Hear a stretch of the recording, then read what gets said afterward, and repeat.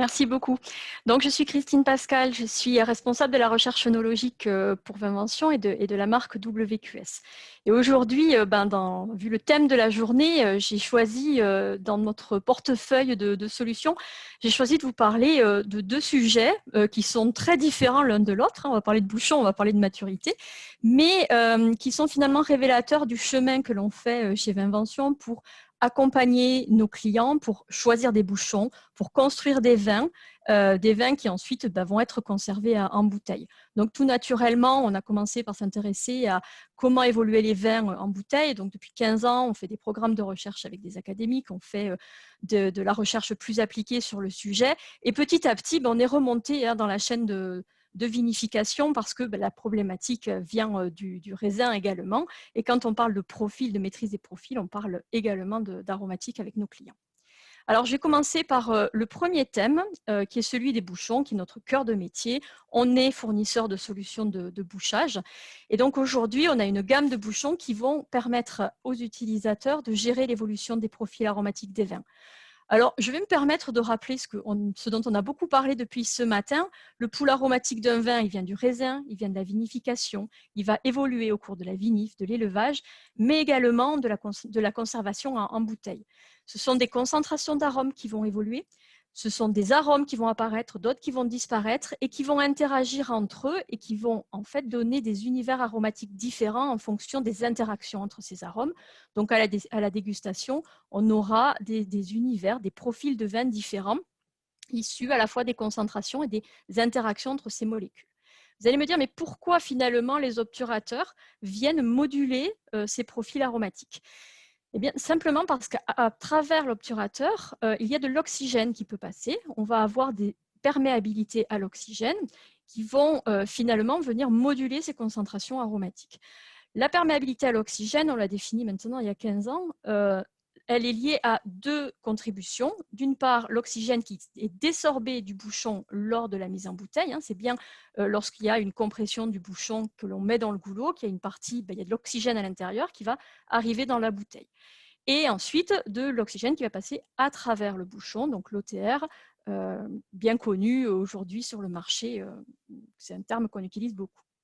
Donc aujourd'hui, dans la gamme Vinvention, il y a des obturateurs qui sont des obturateurs homogènes, c'est-à-dire que tous les bouchons ont exactement la même contribution, la même perméabilité, et des obturateurs de perméabilité différenciée.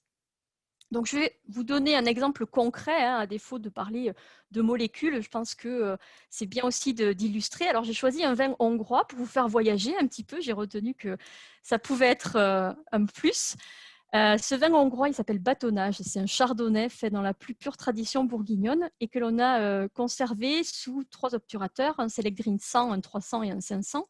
Ce sont des obturateurs qui ont des perméabilités différentes, le 100 étant le moins perméable à l'oxygène et le 500 le plus perméable. Donc moi, lorsque je fais déguster les vins à notre jury expert, j'aime bien leur demander de qualifier l'univers de manière globale en se référant à une échelle de maturité du fruit. Donc c'est l'échelle que vous voyez en bas de l'écran. Je leur permets aussi de mettre en évidence s'il y a des masques de réduction ou d'oxydation sur les échantillons. Ça, c'est l'axe vertical. Bon, en l'occurrence, sur ce vin à 18 mois, on n'avait aucun masque qui apparaissait, ni d'oxydation ni de réduction. En revanche, on voit qu'avec l'obturateur le moins perméable, on a un profil qui est relativement frais, qui est plutôt sur le côté agrume, très très proche du profil initial du vin.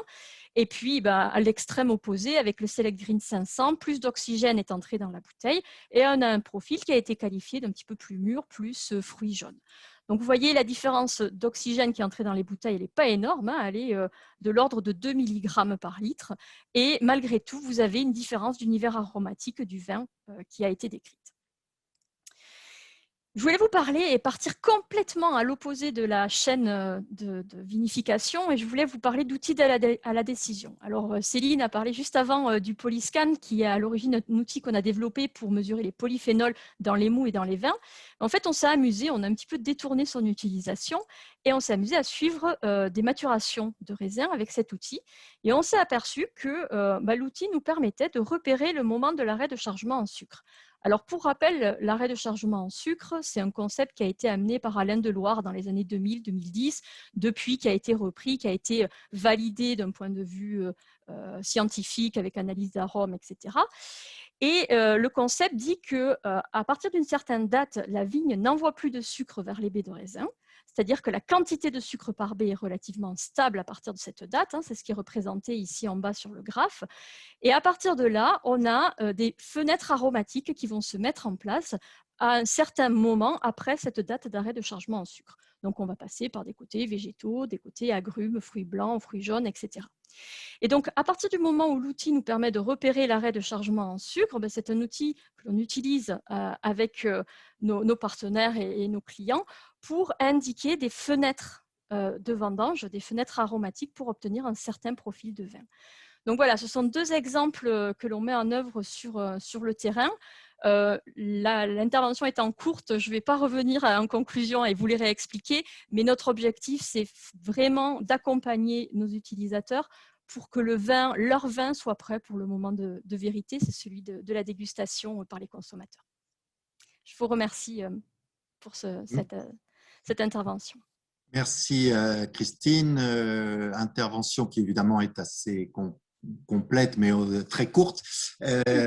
Sur ces données finalement, est-ce que vous utilisez un traitement de données multiples? Comment vous travaillez finalement pour arriver à maîtriser un petit peu? Est-ce que vous utilisez l'analyse statistique d'un nombre d'échantillons énormes pour arriver finalement à avancer un peu sur votre programme?